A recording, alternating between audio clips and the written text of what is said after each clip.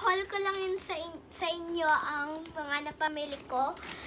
Napamili namin ni Mami sa Smigel. Kasi nagpunta kami ng Viva City.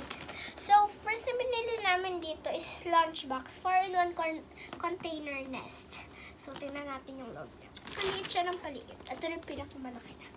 Mas paliit siya ng paliit. Buksan. Yan.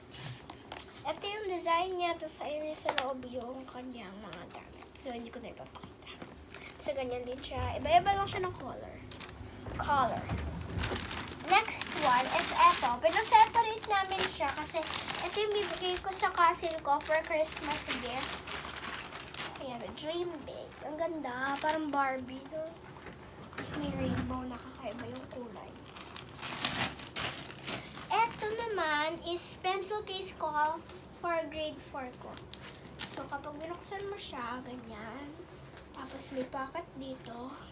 Meron din siyang lalagyan dyan. So, ang ganda niya kaya yun ang natin. Tapos, ito na yung last na pinamili namin.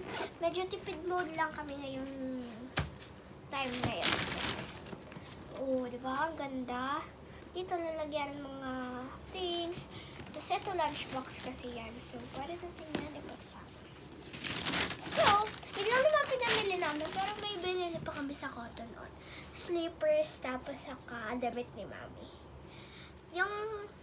Okay, so, bye!